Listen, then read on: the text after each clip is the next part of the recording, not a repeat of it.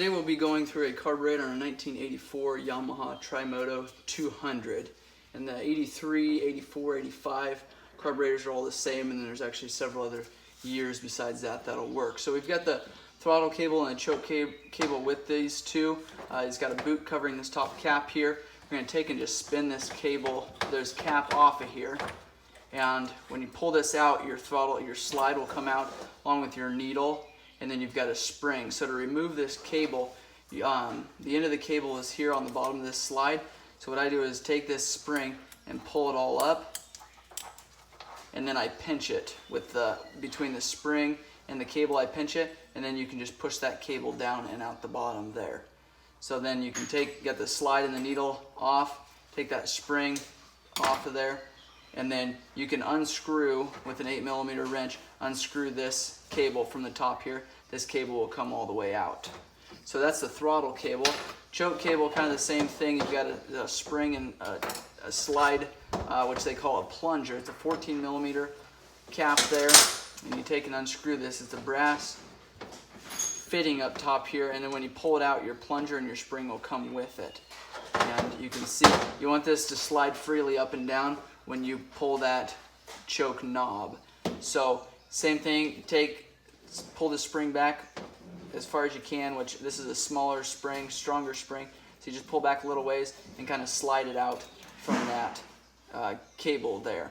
So that's the plunger, that's the spring, and then this cap will slide off.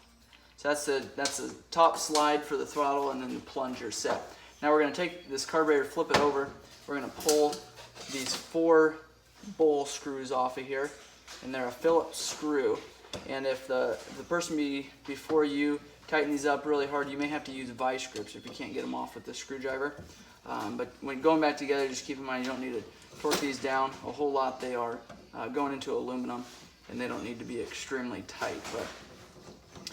But you want to make sure when you put your carburetor back together that you've got a hose here, a fuel line that runs down below your motor. If that fuel is dripping out of here, it'll land on that hot motor and could start a fire or discolor your motor or take the paint off. So these 4 screws are out, and we've got your bowl here. And a lot of times with a seal around here, a lot of times it's fairly hard to get off. So I take a screwdriver, just tap it one time, that kind of breaks that seal. You're able to lift up on that. Here's your gasket here, and if you order a carb kit, this gasket will come with it. You want to replace that. And we've got the internals of the carburetor. Your air fuel screw is here, your mixture screw, and depending on your altitude, anything done to the 3-wheeler, performance-wise, you can adjust this. And you want to make sure that your 3-wheeler is warmed up before you adjust this. This is not your idle adjust. So what this is you turn this all the way in, and you count the number of turns. We've got this one screwed all the way in. This is a 1.5 turns out is what it should be set at. So you want to seat this screw all the way down and then take it out however many turns your owner's manual recommends or for your altitude. So I do a 1/2 turn out, full turn, and another 1/2. That's 1.5 turns out. Here's your main jet here. Pull this spacer off there, that plastic cap, and then you can take a flat screwdriver and pull your main jet out. In this case, your main jet and the holder came with it. Just make sure that this O-ring is there so that fuel isn't sucking up through the threads here. You want all your fuel to be going through this port on this main jet. You can take a wrench and a flat screwdriver and remove this jet if you want to replace that. You want to make sure that you use carbon choke cleaner, blow it out, and then you can take compressed air and blow through it as well. You want to make sure that you can see through these ports when you are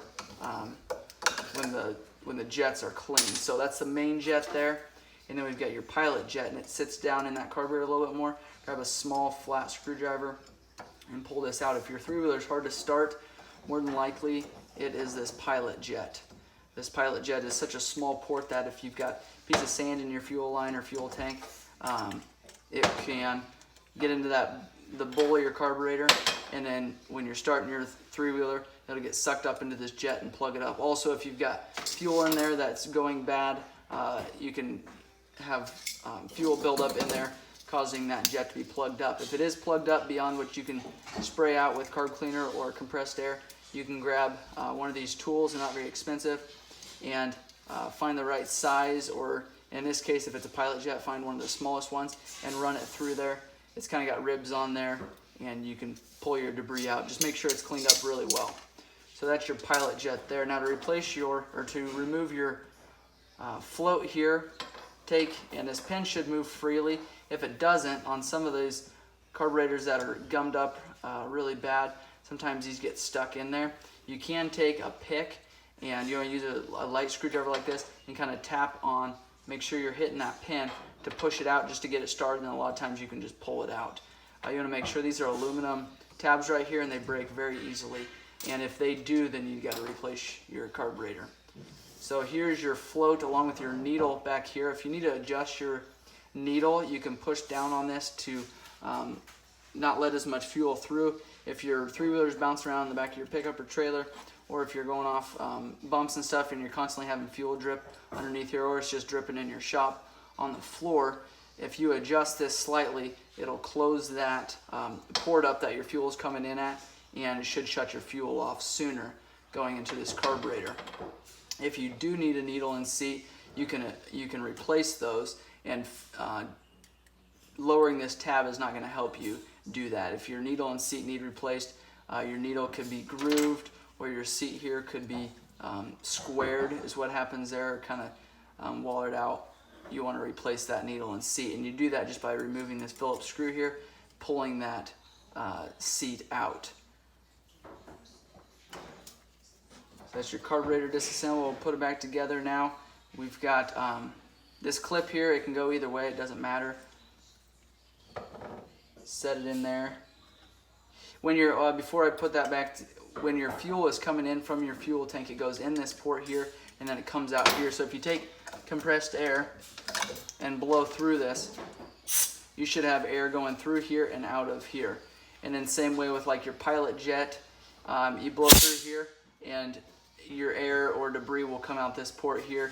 Main jet, I believe it's this one, and so you want to make sure that those ports are clean before going back together. If you put your pilot jet in there or your main jet in there and then try to blow through, you're not going to do a very good job of cleaning those ports out, because those jets won't let very much air flow through. Going back together, these are brass jets, so you don't have to tighten them really tight, but you want to remember that your carburetor is sitting like this, and they could walk out if you don't get them tight enough. This spacer here, set it so it's like a bowl on top here. And before we do that, we'll put the float and the needle on. Set that down in there, and then your pin will just slide through.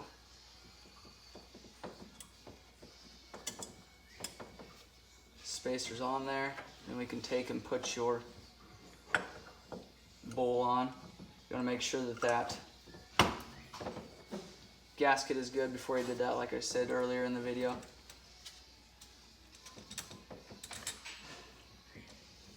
Your idle adjust, you want to make sure you're adjusting your idle when your three-wheeler is completely warmed up. You don't want to just start your three-wheeler and start screwing the idle around, because once it gets warmed up, it'll be way off. There's a big difference.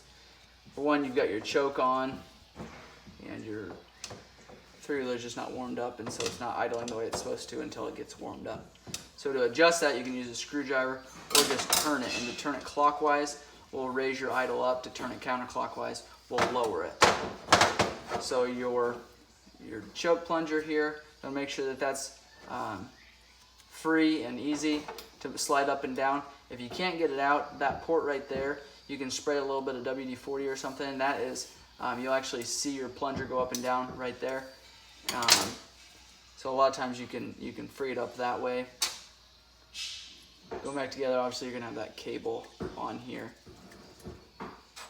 and then your slide will only go down one way. It'll start all directions, but it'll only go completely down one direction. There's a groove that's in your carburetor that slides right down this area here. So, and then your idle adjust will hit against this larger area. Spring and then your cap will go on last. So that is a carb clean on a 1984 Tri Moto 200.